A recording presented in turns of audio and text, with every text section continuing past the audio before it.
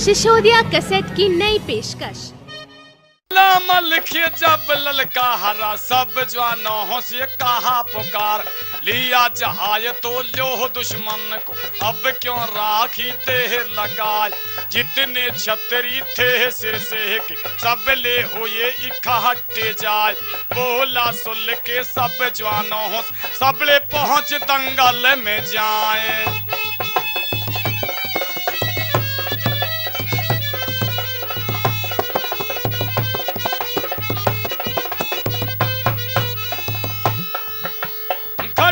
खट करते गा बोले छपक छपक बोले हैं तलवार ये गत हो रही थी यो रण में जिसका कहा जहाय नहीं हाल इंगे के छतरी ऊंघे पहुंच ऊंघे के इंघे हो जाए जितने छतरी थे सिर से सब ले पहुंच चौक में जाए बोला धीरा जब ललकार और मलखे से कहा पुकार बोलिया मलखे जब ललकार और धीरा से कहा पुकार जल्दी लौट जा तू कंपू को ढूंढया खोज मिलेगा नाए।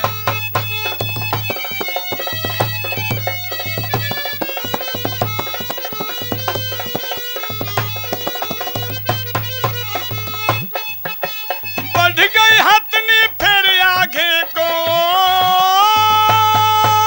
बढ़ गई हथनी फिर आगे को जो धीरा का नाम कहा बोलिया मल के सब जवानों और जवानों से कहा सुनाए लिया जहाज तो लो दुश्मन अब क्यों राखी दे लगाए गाजी मन सुख पर मल के बैठ चाबुक दिया पीठ में मार घोड़ा बढ़ा दिया आगे को हथनी की लगा बराह बर जाए मारा घुमा कर फेरे योते और धीरा पर दिया चलाए बोला धीरा जब ललकार और मलखे से कहा पुकार चौकस हो जा तुम अब चौकस हो जा तू यो मलिक तुझको साहब दे समझाए सेठी ठालई है धीराहन जिस पे 6 अंगुल की धार मारी घुमा के दोनों हाथ और मलखे पर दई चलाए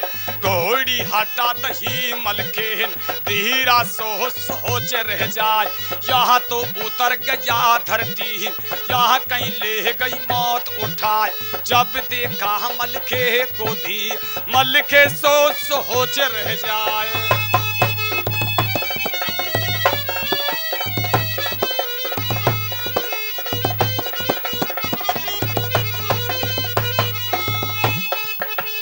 आधे दंगल में पानी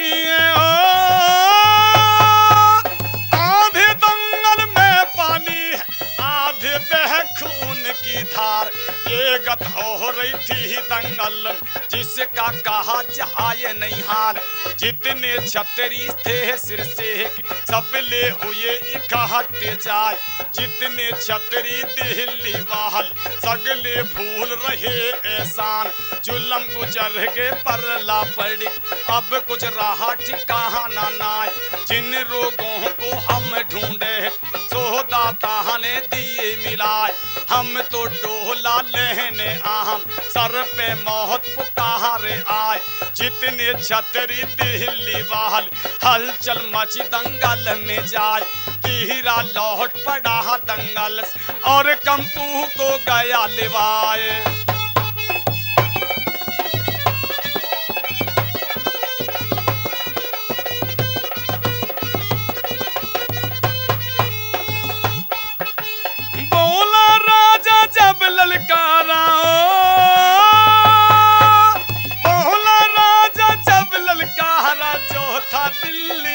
सरदार धीरा धीरा को ललकार धीरा खबरदार हो जाए यहाँ से चाहते लौंडे बन वहाँ पर डर खेत में जाए जो कोई पहुँचे है सिर से सगले लौट दिल्ली को जाए जो तुम लौटो गए दिल्ली अब तक कुछ बिगड़ा है ना, जो कुछ बात कही दिल्ली सो स्वामी वो पढ़े निगाह। इस पर जवाब दिया पारथन पृथ्वीराज से कहा पुकार, ऐसी कहानी को मत बोल धक्का लगे कलेजा जाए, जो तू ऐसी कहानी बोल तुझको दूंगा जान ते मार।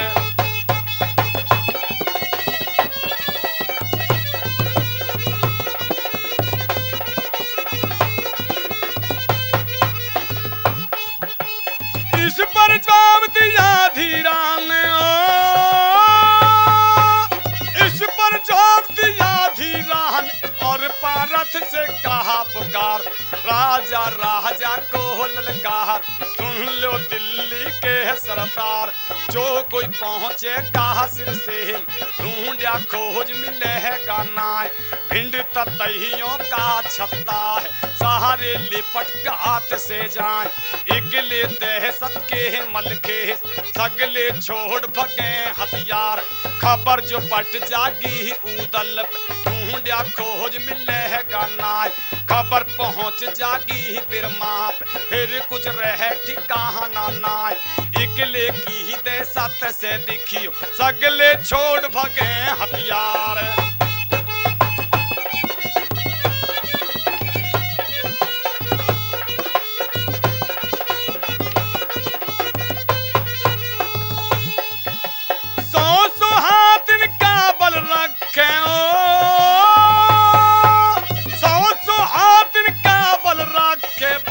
दिखे उदय चंद्राय, जो आ पहुंचे दिखिए बीरम जुल में कठिन चले है तलवार, जब यो भड़के मोह विवाहल ढूंढया खोज मिले है गानाय, मार कसौटी नर घो कर यहाँ पर कर दे पैनिया ढाल, डोला ले लेंगे बिजनाक पारथ कहूँ धर्म की बात, इसी पर जवाब दिया पारथन और धीरा से कहा पुकार, कड़वा पानी गढ़ दिल्ली कड़वी बात झिले थी नाय।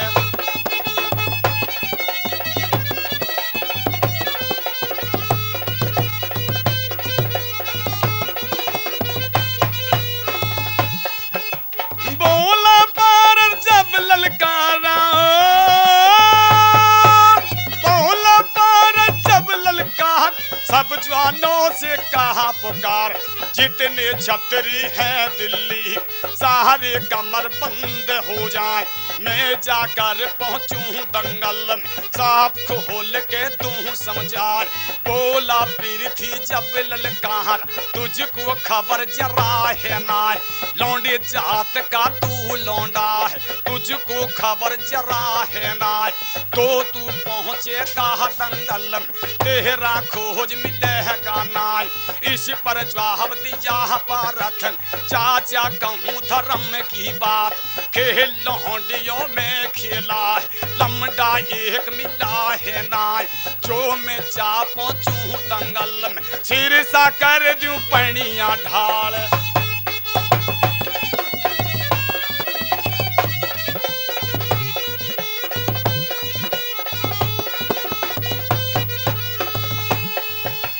बड़े बड़ाई ना करते बड़े बड़ाई ना करते, बड़े बोल दिखे बोले ना, भिंड ततहियों के छतों बेटा जान बचेगी ना, जो जाकर पहुंचेगा सिर से मुझको अकल ठिकाने ना, कैद करा लेगा वो तेज जिंदा तुझे मिलेगा ना, इस पर जवाब दिया पारथ चाचा कहूँ धर्म की बात, किला खोद के नर घ्यों कर वहाँ में कर दूं पैनिया ढाल, टोला ढालूंगा गजनार जिसका नाम गजन दियनार, इस पर जवाब दिया पृथ्वी तेरी अकल ठिकाने ना, जो तू पहुंचेगा सिर से बेटा खोज मिलेगा ना।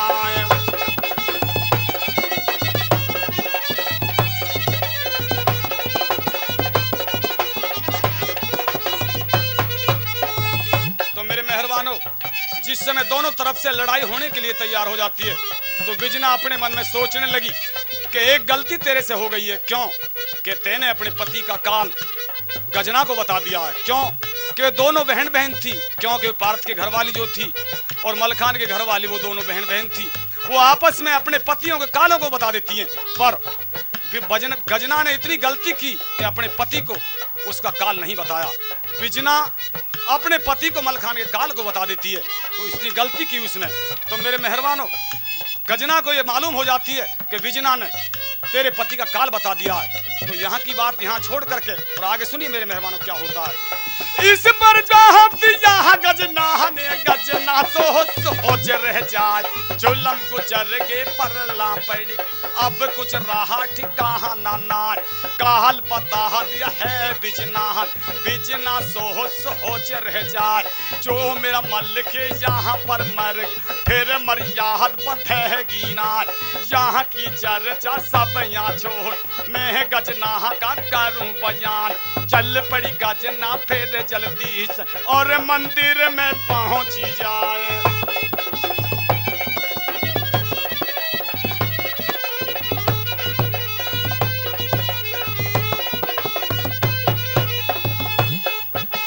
और यादावर करी गोर निसर चरणों में दिया झुकाए, बोली गजना फिर देवी कहूँ धर्म की बात, जुल्म गुजर गे परला पड़ी, अब कुछ रहा ठिकाना ना, काल बता दिया मैंने मलके, गलती सब मेरे तय हो जाए, बोली देवी जब ललकार, गजना कहूँ धर्म की बात, तुझसी औरत एक नहीं, पति का काल दिया है बतलाए, वो जो तेरी बहन लगे, जिसका बिजना नाम कहा, नाम बता दिया है मलके, गजना ने दिया काल बताए, बोली बिजना अपने पति मलके का दिया काल बताए।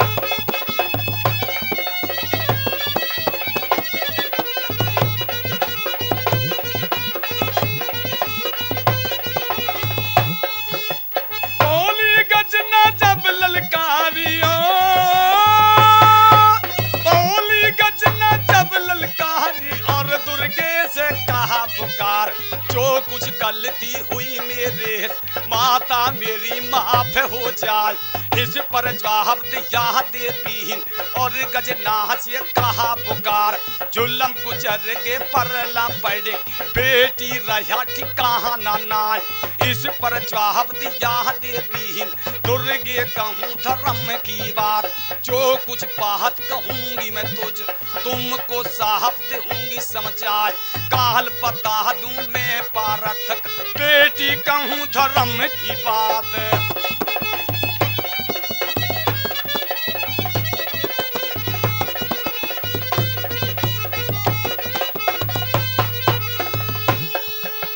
पारथ पहुंचेगा दंगल में,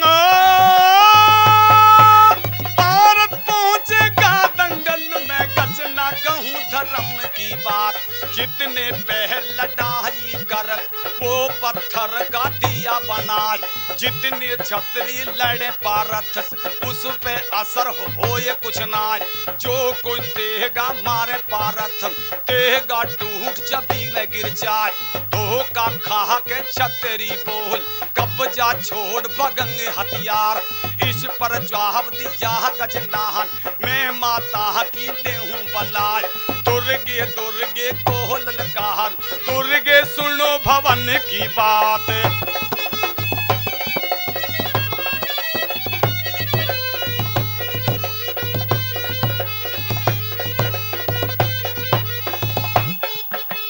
इस पर जवाब दिया दुर्गे ने,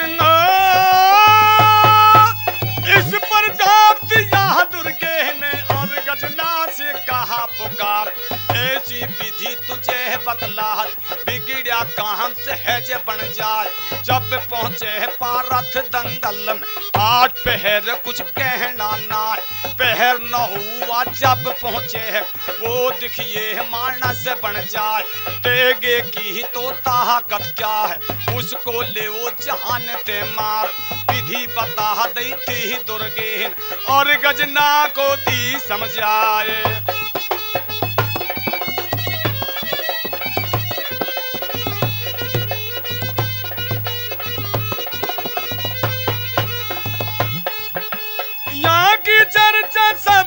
छोड़ू दिल्ली वालों का करूं बजान, जितने छतरी थे दिल्ली की सारे कमर बंद हो जाए।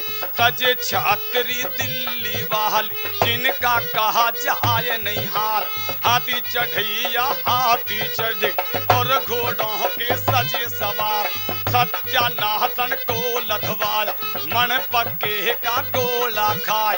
बढ़े छतरी फिर आगे और सिर से को रहे दबाए, बोलिया मल के फिर गजनास कहानी कहूँ धर्म की बात, बेटी रहना तुम महलों तुमको कौन पड़ी है परवाह।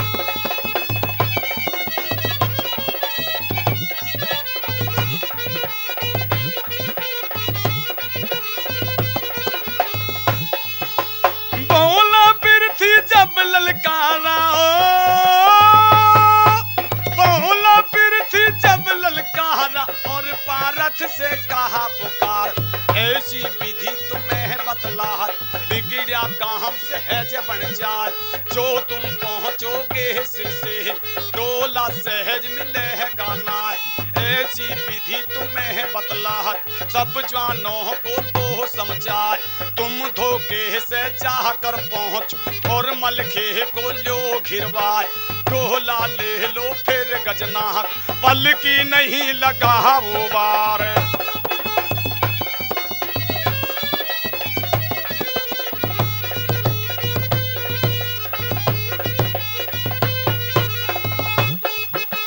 बढ़ गया मोती फिर आगे को, बढ़ गया मोती फिर आगे को और हाथी को दिया बढ़ाए। बोला मलखे मोती रामस और मोती से कहा पुकार, खेल लौंडियों में खेला है लमडा एक मिला है नाय। काल गिरा सीने धरता अब जम चढ़े बुझों पर आए, चाह तो चौड़ चला जा दिल्ली नहीं तेरा खोज मिले है गाना। बोला मोती जब ललकार सब जवानों से कहा पुकार, बढ़ा दो हाथी अब आगे को खटका इसका तू निमटाए।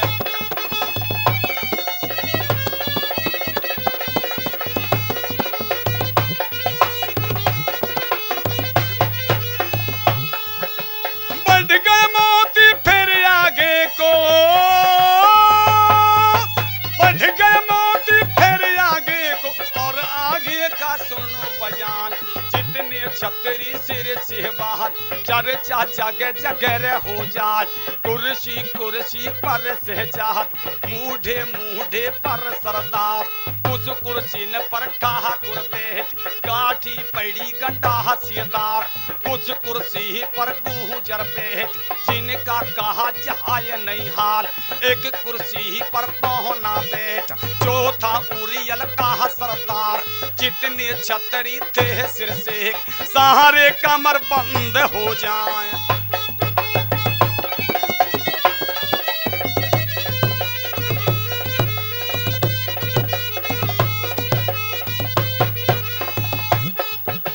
बोला सुन के जब ललकारा,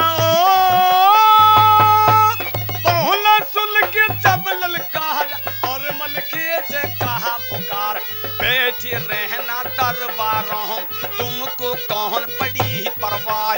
जितने छतरी है सिर से साले कमर बंद हो जाए, चाह कर देखेंगे मोती मलके कहें धर्म की बात। इतने छतरी सब ले मरल तुमको वज्र जरा है नाय, इस पर जवाब दिया मलके सब जवानों से कहा पुकार। जिसको भाई भतीजे प्यार वो भैयों पर कर ले प्यार, जिसको घर की तिरिया प्यार अपना चाह देखो घर पार। जिसको मलके प्यारा लाग अपने बांध ले वो हथियार। बोले छतरी फिर सिर से और मलके से कहा पुकार, ऐसी बहाली को मत बोल धक्का लगे कले जा जाए। शीश उतर जा कहा रुंडेस उठ उठ डुंड करेंगे तलवार।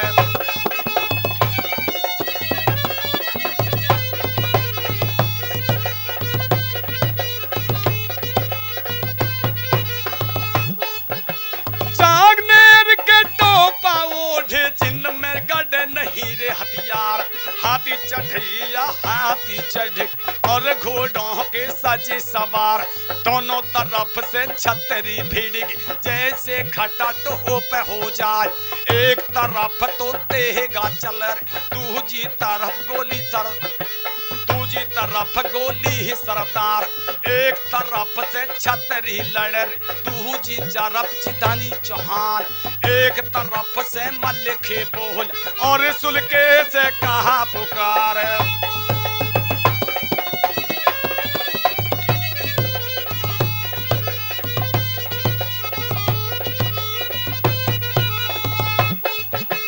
बोला सुलके जब ललकारा,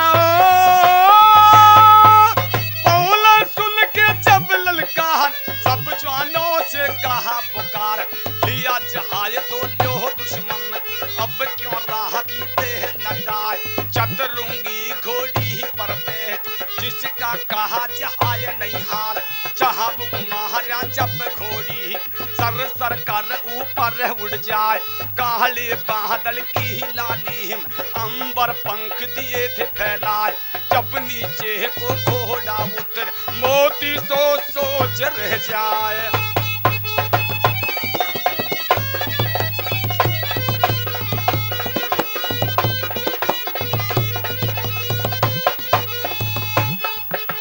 बोला मोती जब ललकारा, बोला मोती जब ललकारा, सब जवानों से कहा पुकार। मानस हो तो लड़के मर ना उड़ने से बाहर बसाए, जिधर को देखूं आगे बढ़ घोड़ी पहुंची अंबर में जाए। जो मैं झपटू हूँ आगे को घोड़ी उतर तले को जाए। जो कुछ सोचे हैं यो मन ऐसा नहीं पूरा होता ना। बोला पीर थी जब ललकार, सब जवानों से कहा पुकार। मैं तो तुमसे जब भी नाते था बेटा कहूँ धर्म की बात।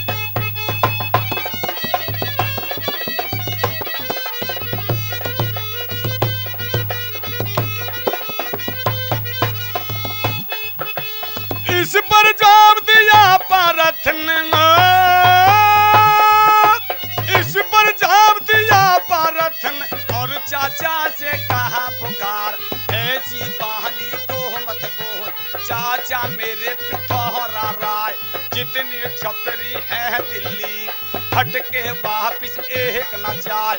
माहर कसौटी न रघों कर जब मैं करूं तेग के हाथ, बढ़े छतरी फिर आगे सीने से रसी ना मिल जाए। जितने छतरी थे सिर से वो भी बढ़े अगाड़ी जाए।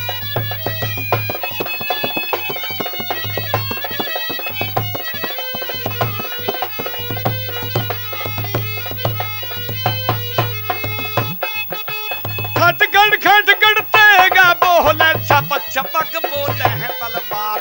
ये गत हो रही थी यो रणम जिसका कहा जहाज नहीं हार। एक तरफ से बादे बहौर एक तरफ सुल के रहा दबार। ये गत हो रही थी दंगल हलचल बड़ी दंगल में जाए। उठी लहात के नीचे बैठ जो दिल्ली वाले है सरदार। ये गत हो रही थी कंपू ऊपर लोथ लहेंगे सरकार। बोले सुल के जब जवानों और जवानों से कहा पुकार।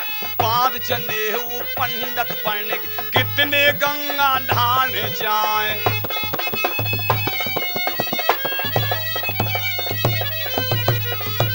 तो मेरे मेहरबानों, जिस समय लड़ाई शुरू हो जाती है तो कितने बोधे आदमी तो तागड़ी को तोड़ तोड़ कर जनेऊ बना लेते हैं और सुलगे को देख कर कहने लगे भाई हम तो गंगा नहाने के लिए जा रहे हैं, हम लड़ने वाले आदमी नहीं है। तो ऐसी भय बढ़ गई दिल्ली वालों के कि जिसका कोई हाल ना कहा जा। तो ऐसा हुआ कि जिस समय पारत सामने आ जाता है तो पारत से कहने लगे कि भाई तू वापिस चला जा दिल्ली को, नहीं तेरा भी टाइम आ चुका है। पारत कहने लगा जीते जी मेरे टाइम को कोई नहीं आवा सकता। तो मेरे मेहरबानों ये आगे का बयान आगे सुनिए। यहाँ की चर्चा यहाँ पर छोड़ू और पारत का सुनो बयान। सज गया पारत फिर लड़ने पल की नहीं लगा तावार। वो बोला पृथ्वी जब ललकार और पारथ से कहा पुकार, जो तू पहुंचेगा सिर से में ढूंढा खोज मिलेगा नाय।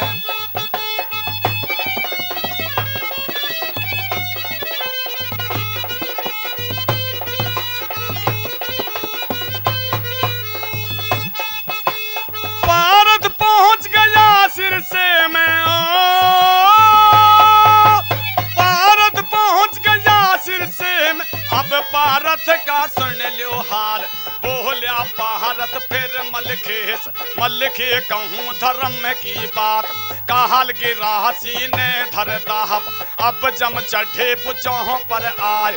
बोलिया मलखे जब ललकार और पारथ से कहा पुकार, थूक तुम्हारे छत्रापन राजा जी ने को धिक्कार।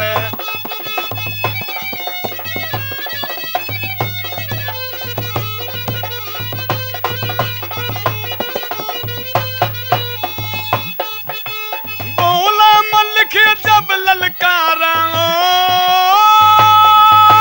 बोला मलखे जब ललकार और पारथ से कहा पुकार, शस्त्र ठाले अब जल्दी पल की नहीं लगा वो वार।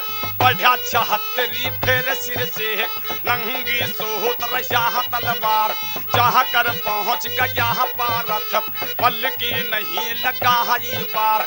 मारी घुमा के जब यो से और पारथ पर दही चलाए, रस से काट दिए कंपू पल की नहीं लगा तवार। पारथ गिर गया था फिर नीच और पारथ का सुन लो हाल। गोडे दे दिए हैं मलखेन जिसका मलखे नाम कहाए।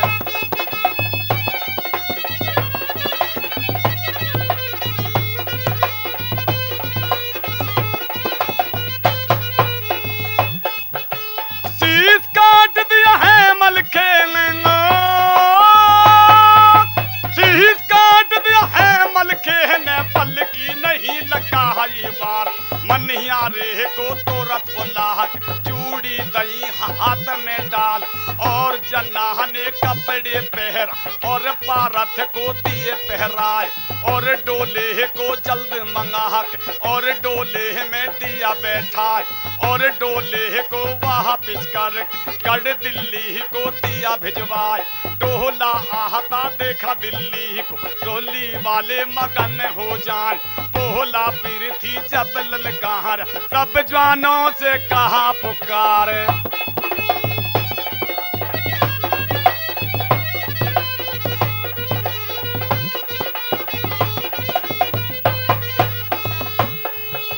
डोला आ गया है गजना का छतरी बहुत मगन हो जाए। जितने छतरी थे दिल्ली के सब डोले पर पहुंच जाए। पर्दा उघाड़ कर डोला देखा औंधे गिरे धरन पर जाए। जुलम गुजर गे परला पड़ गई अब कुछ रहा ठिकाना नाय। जितने छतरी थे दिल्ली के सारे कमर बंद हो जाए। लिया जहाज तो लो दुश्मन को अब क्यों राखी देर लगाए।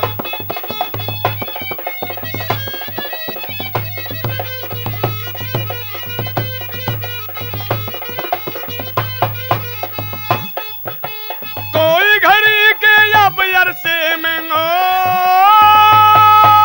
कोई घड़ी के अब अरसे गढ़ दिल्ली में पहुंचे आए। ये गत कर दी दिल्ली वालों ने जिसका कहा जहाज नहीं हाल। बढ़ा 76 सिर से वाल जिसका कहा जहाज नहीं हाल। जितने छतरी थे दिल्ली सब ले बहुत गए थे घबराए। घोड़ा उड़ा दिया मलखेन अब पृथ्वी का सुन लो हाल। मारी गोली जब नीचे और तलवार में पहुंची पार। मलखे गिरा था जब घोड़ी घोड़ा सोच रह जाए।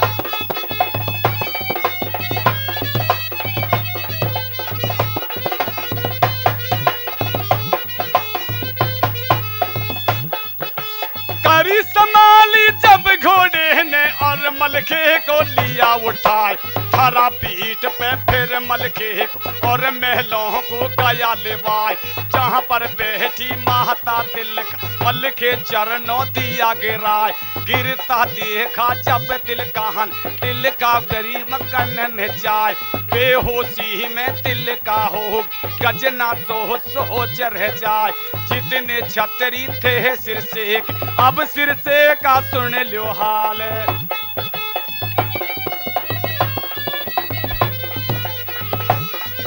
तो मलखान की मृत्यु हो जाती है मेरे मेहरबानों, तो उस लाश को तेल में रखवा देते हैं। तो जितने छत्री थे मलखान को मरता देख करके बड़े रंजित में हो जाते हैं। उस लाश को मेरे मेहरबानों मलखान की तो तेल में रखवा देते हैं। ये किस्सा यहीं पर समाप्त होता है। सिसोदिया इलेक्ट्रॉनिक्स जारचे रोड की सौजन से किस्सा रिकॉर्ड किया गया है।